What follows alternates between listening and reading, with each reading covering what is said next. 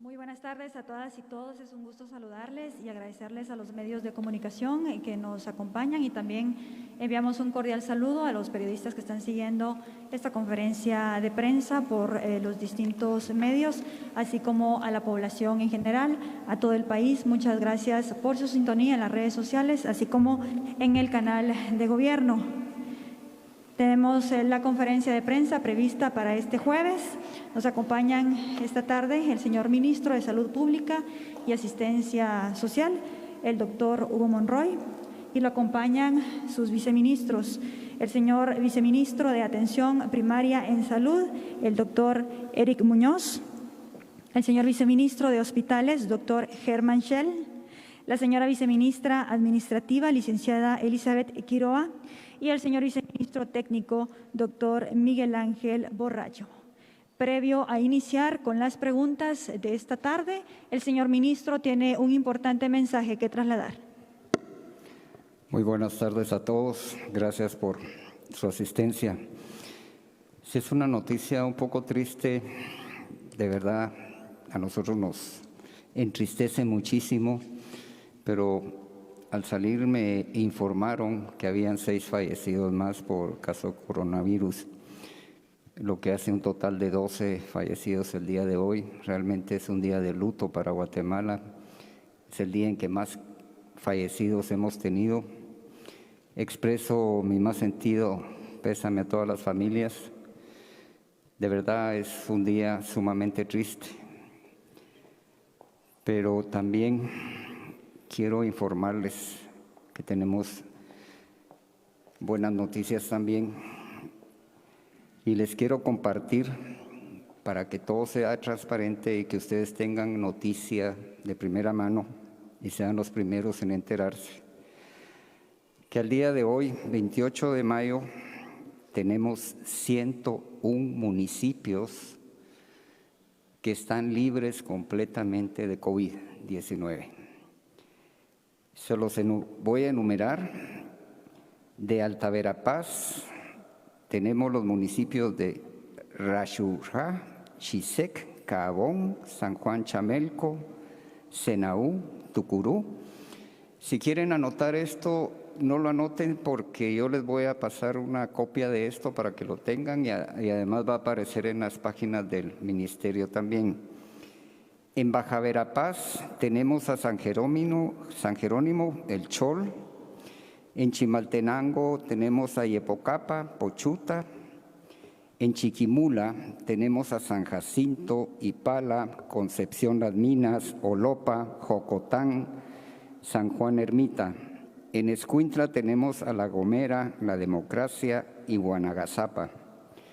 En Huehuetenango tenemos a Petatán, Santa Ana Huista, Santiago Chimaltenango, Tectitán, San Sebastián Huehuetenango, Santa Eulalia, Todos Santos, Cuchumatán, San Juan Atitán, San Rafael La Independencia, Santa Bárbara. En Izabal tenemos a Livingston y al Estor. En Jalapa tenemos a San Manuel Chaparrón.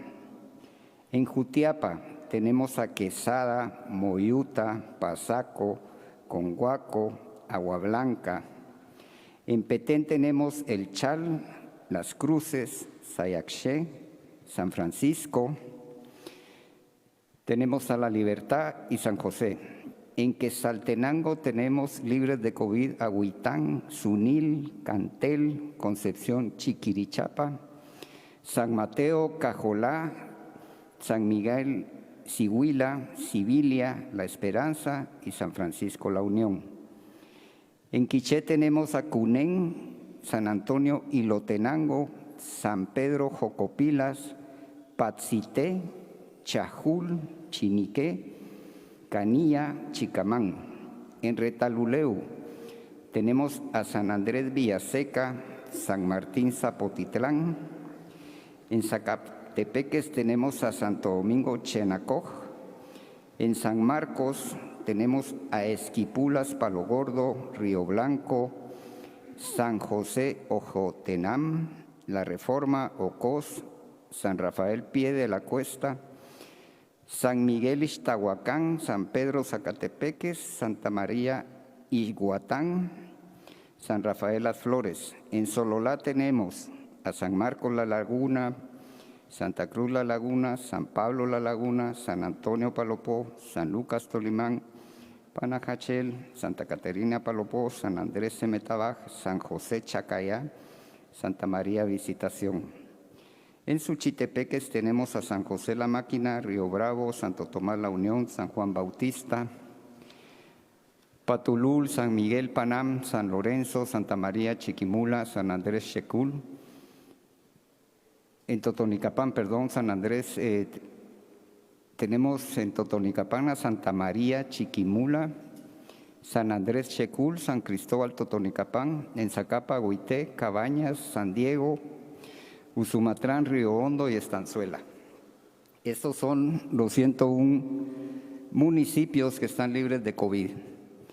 De verdad, gracias a todos los pobladores de estos 101 municipios, les exhorto a que sigan guardando las medidas de prevención, porque realmente son un orgullo para Guatemala que con las medidas que han cumplido, con las disposiciones que ha dado el señor presidente, están libres de COVID. No me resta más que decirles felicitaciones, continúen igual, porque juntos estos 101 municipios han demostrado que vamos a salir adelante. Muchas gracias. Muchas gracias, señor ministro, y vamos a dar seguimiento a la dinámica que previamente habíamos explicado para estas conferencias de prensa diarias. Así que en este momento vamos a iniciar con preguntas que previamente fueron enviados por los periodistas durante el día. Así que vamos a iniciar con la siguiente pregunta que nos hicieron llegar los distintos colegas por medio de un grupo que tenemos para compartir información. Hoy circuló en redes sociales la información del costo de una prueba de COVID-19 en un hospital privado. La consulta de los periodistas es si los hospitales privados están autorizados para realizar cobros para las pruebas de COVID-19. Solo quisiera adelantarme para decir las edades de los fallecidos porque no las di. Las edades son de 43, 45, 43, 51, 70, 91 años. ¿Podría repetirme la pregunta, por favor? Con mucho gusto, señor ministro. Le comentaba que hoy circuló en redes sociales una información sobre el costo de una prueba para COVID-19 en un hospital privado. Los medios de comunicación quieren saber si los hospitales privados están autorizados para hacer este tipo de cobros para realizar pruebas por COVID-19. Quiero informarles que el día de hoy estuve en una reunión con los representantes directores del Hospital del Pilar, el Hospital Centro Médico, el Hospital Herrera Yerandi y el Hospital Universitario Esperanza. Hemos hablado mucho sobre los comentarios que se han dado en redes sociales donde cobran hasta 4,000 quetzales por una prueba. Quiero decirles de que esto es completamente falso. No se está cobrando 4,000 quetzales por una prueba. Hasta han tenido llamadas a los hospitales diciendo que son parte de nosotros los que han llamado, indicándoles que los van a denunciar, que los van a demandar y se hacen pasar por el Departamento Jurídico del Ministerio de Salud Pública. Quiero hacerles saber que nadie ha dado una orden al Departamento Jurídico para que haga este tipo de llamadas. Todos los hospitales privados están autorizados a efectuar pruebas COVID-19. Lo que sucede es que ellos se los hacen a pacientes que van a entrar a una cirugía, no se lo hacen a cualquier paciente, principalmente a todos aquellos que van a ser tratados quirúrgicamente o que ellos sospechen que sí cumplen los criterios de que puedan ser pacientes sospechosos de un COVID-19. El día de hoy hablamos respecto a esto de los precios. Realmente, ellos utilizan Field Array, Gene Expert, que son las pruebas más caras. Y es por eso que ellos tienen que cobrar un costo, el uso del costo del traje que utilizan, pero tampoco, como me indicaron ellos, están cobrando 4,000. El precio puede variar dependiendo del tipo de pruebas que utilizan.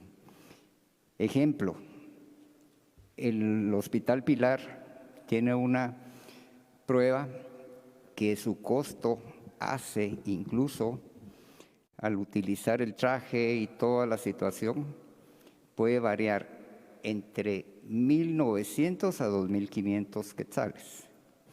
Estuve platicando también, como les digo, en esta reunión con el director del Herrera y Erandi. Incluso ellos cobran solo el costo, no están ganando absolutamente nada, cobran el costo y varía también entre ese rango.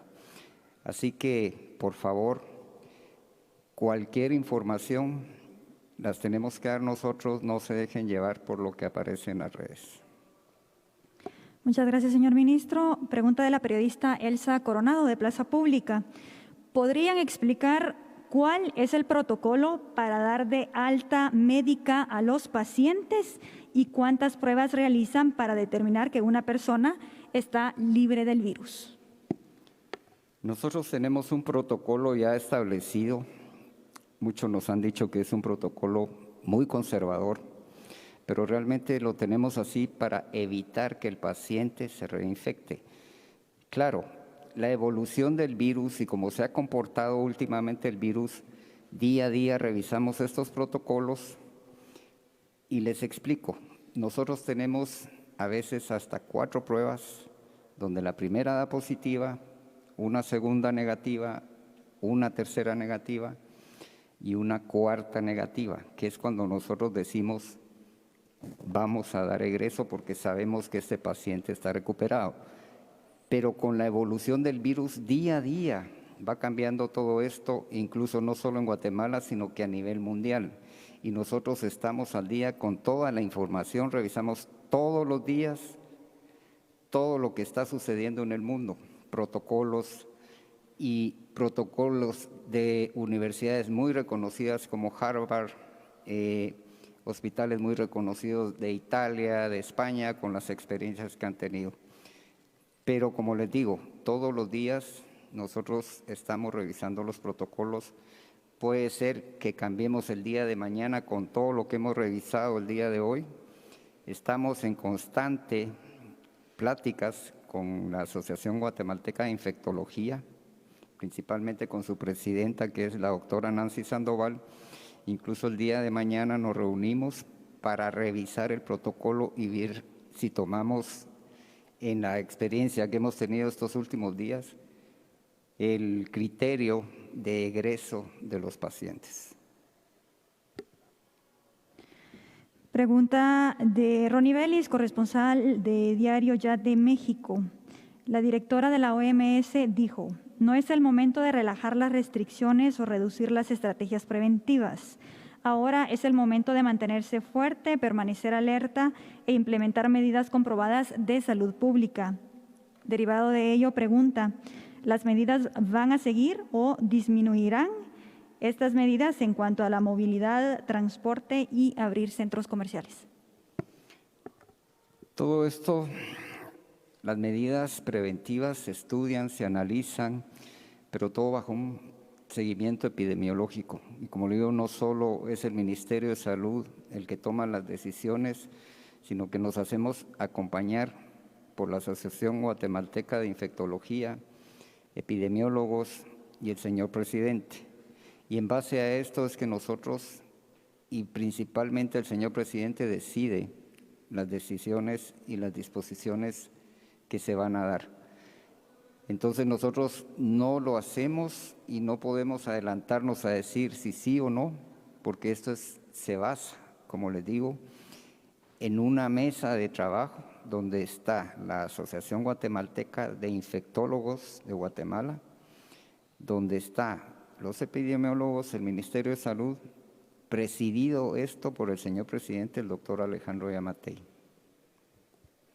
Muchas gracias, señor ministro. Vamos a dar a continuación espacio a los periodistas que nos acompañan aquí en el patio de La Paz, así que vamos a iniciar, por favor. Felipe Garrán, de Noticiero Guatevisión. Buenas tardes, ministro y viceministros. El primer tema que quiero preguntar es sobre los fallecidos de hoy. Primero, ¿de qué hospital o de qué centro son los 12 fallecidos de hoy? Y, por otro lado, ¿cómo se está llevando el conteo de los fallecidos? Porque durante la cadena nacional dijo que hoy llegamos a 80, lo cual concuerda con los 12 casos que ya confirmó ahora, pero en ese momento no eran 12, sino 6. Entonces, ¿cómo se está llevando el conteo de fallecidos?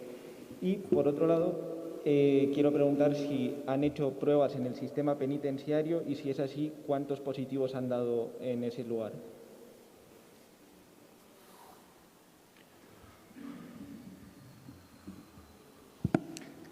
Gracias por la pregunta.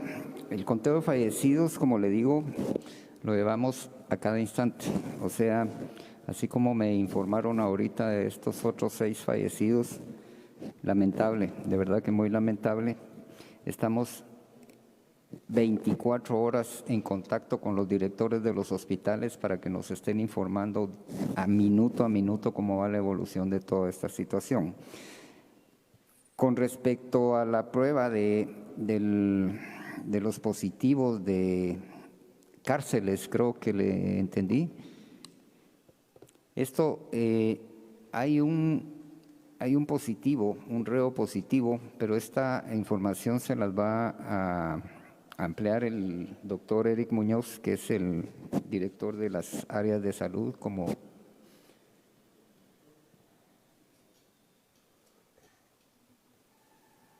¿Va a replantear la pregunta o no? Solo, es que no me respondió de qué hospitales son los fallecidos de hoy. Y por qué la... Sí, perdón. Estamos hablando son del Hospital Roosevelt en Villanueva. Hay del IX también. De esos 3 lugares. Tenemos uno de Villanueva,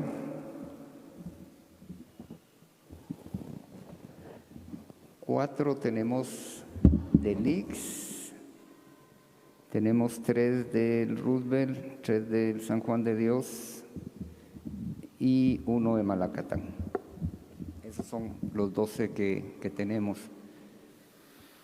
Respecto a su pregunta, realmente nosotros estamos bastante complacidos en ese sentido, o agradecidos con Dios que el sistema penitenciario no ha sufrido de problemas de COVID, excepto un paciente que se detectó, pero por motivos de seguridad no podemos revelar de qué cárcel fue que se detectó ese paciente.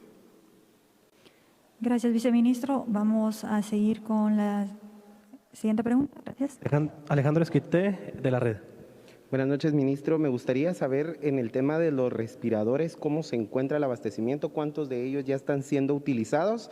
Además, me gustaría que me explicara cuál es la principal causa de muerte. Se entiende que es el COVID, pero están problemas como fallo renal o algunas otras cuestiones, que usted nos pudiera aclarar cuál es la principal causa de muerte que se ha reportado en los 80 fallecidos al momento. Gracias. Sí, gracias por la pregunta. La principal causa de muerte, el mayor porcentaje, es porque tienen enfermedades concomitantes. Estamos hablando de diabetes, estamos hablando de síndromes nefróticos en pacientes muy jóvenes que ya nacen con esa falencia. Estamos hablando de lo que son cardiopatías, estamos hablando de pacientes que han tenido quimioterapia. Ese es el mayor porcentaje de fallecimientos que hemos tenido. Y regularmente son los pacientes que cuando pasan a intensivo son los pacientes que se complican más que todo por la enfermedad concomitante que tienen.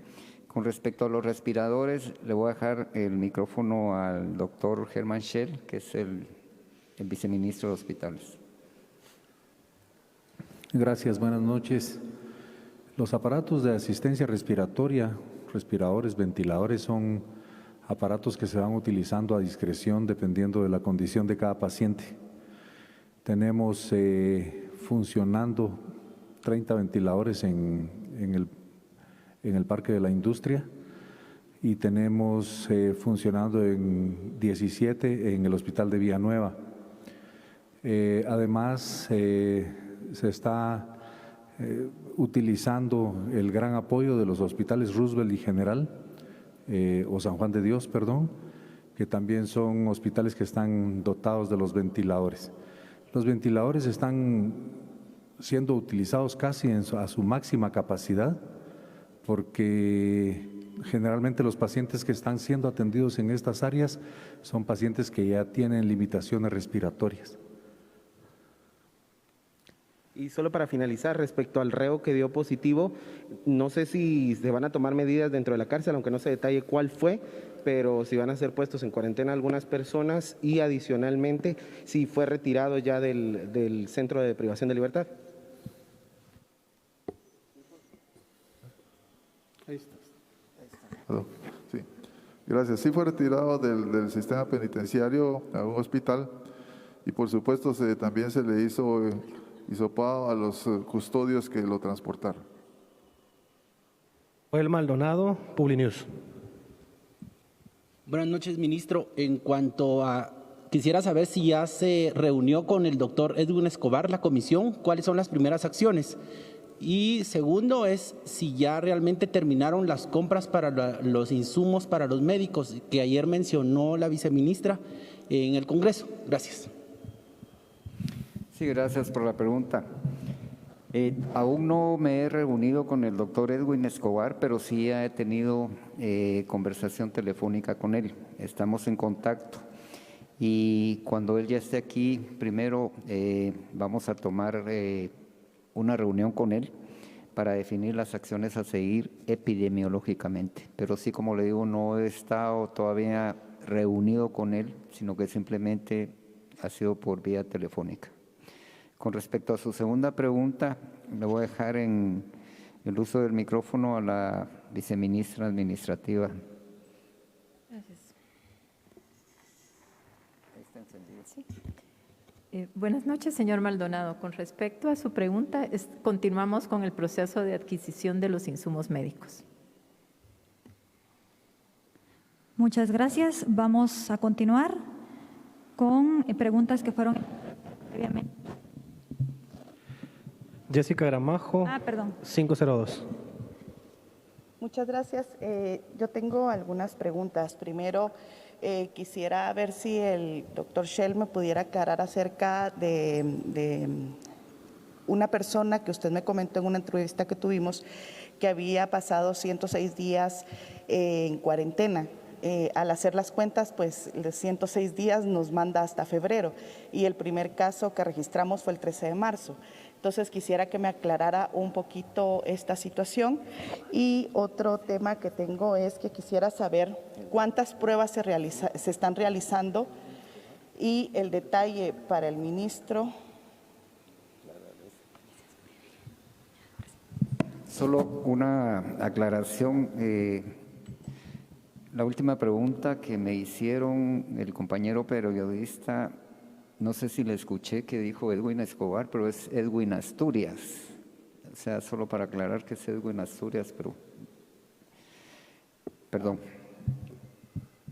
Ya, perdón, ministro, es que estaba preguntando acerca de las pruebas. Si usted me pudiera indicar cuántas pruebas se están realizando, pero de estas, cuántas se están realizando para identificar nuevos casos, un porcentaje de cuántos se está haciendo y cuántas se están haciendo para identificar a las personas que van avanzando en el tratamiento del COVID. Esto porque nos han dado el número total de las pruebas, pero desconocemos cuántas se están haciendo para poder hacer una identificación de nuevos contagios. También quisiera… Sí.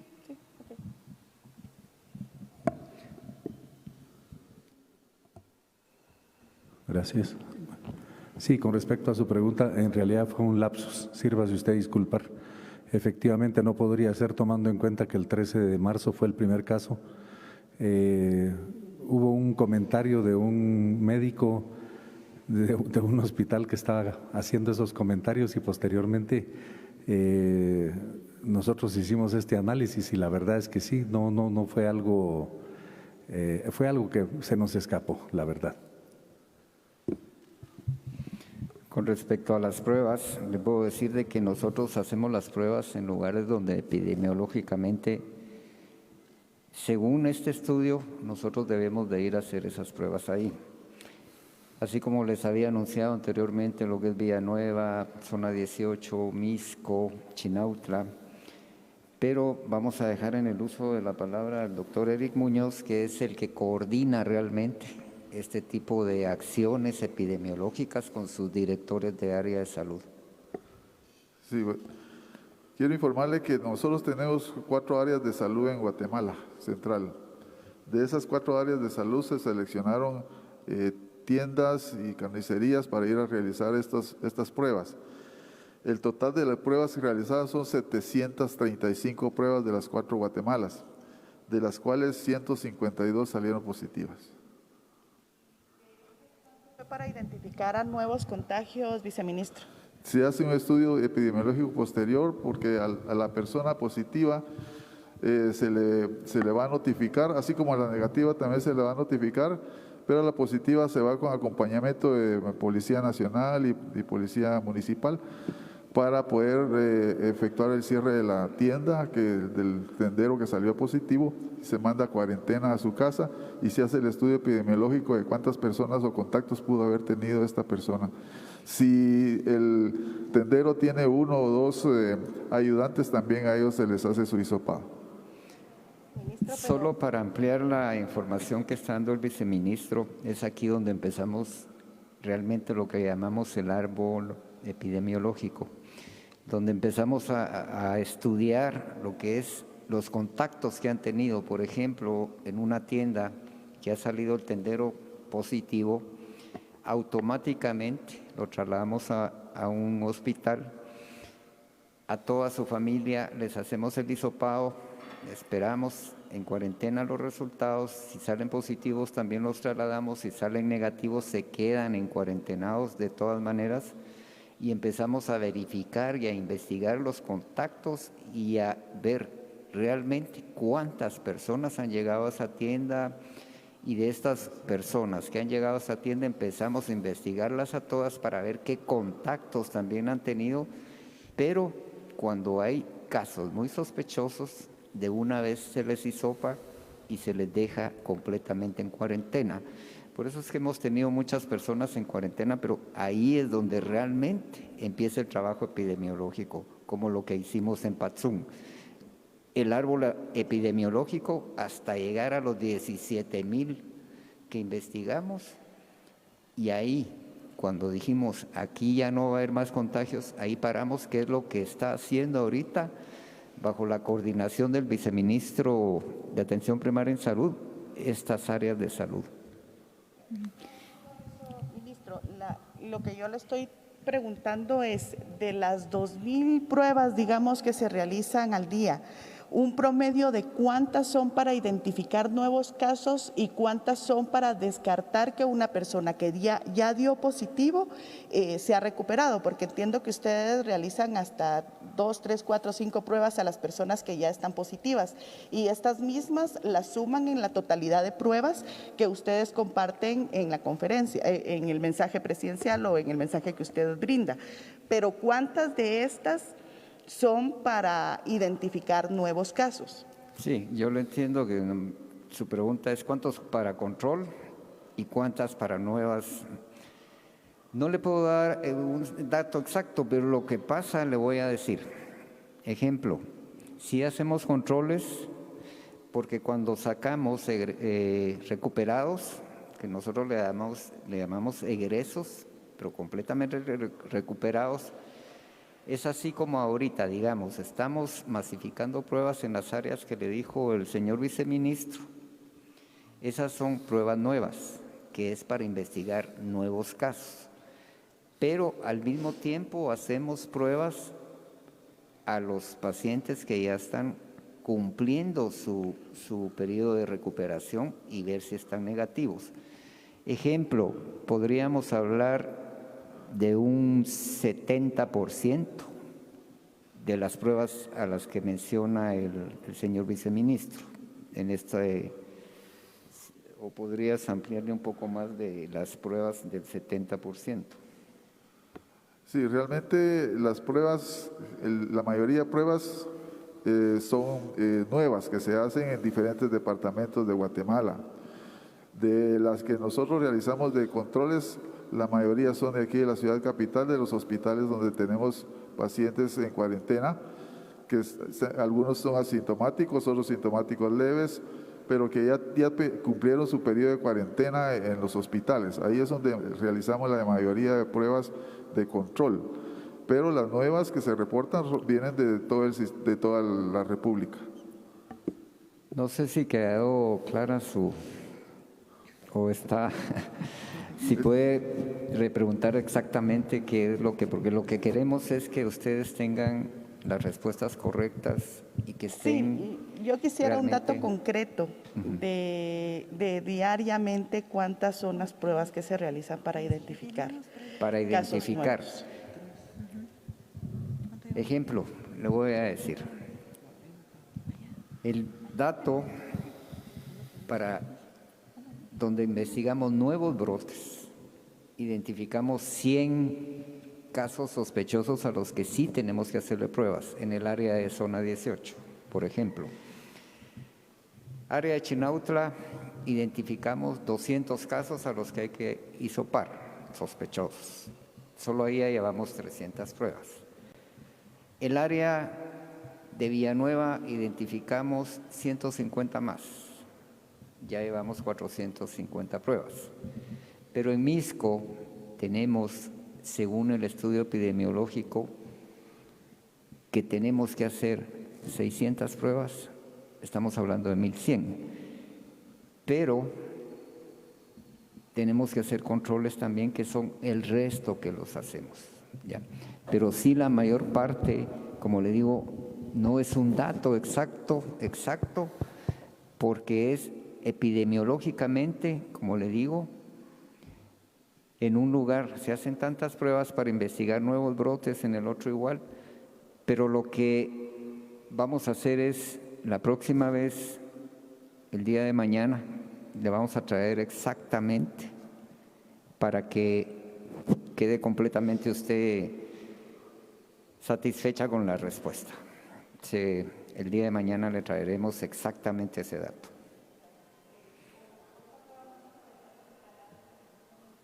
Que la entrevista que sostuvimos es sobre los hoteles.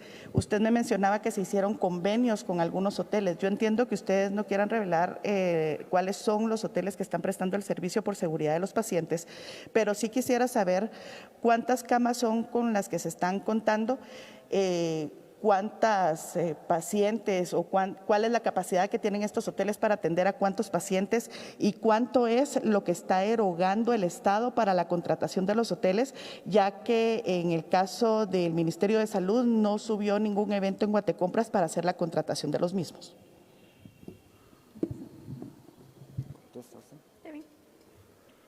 El Ministerio de Salud Pública y Asistencia Social solo ha hecho una contratación, que es el que nosotros tenemos denominado como punto 1 y tiene capacidad para 292 personas. Se está pagando alrededor de 200. Estamos pagando exactamente 145 por persona.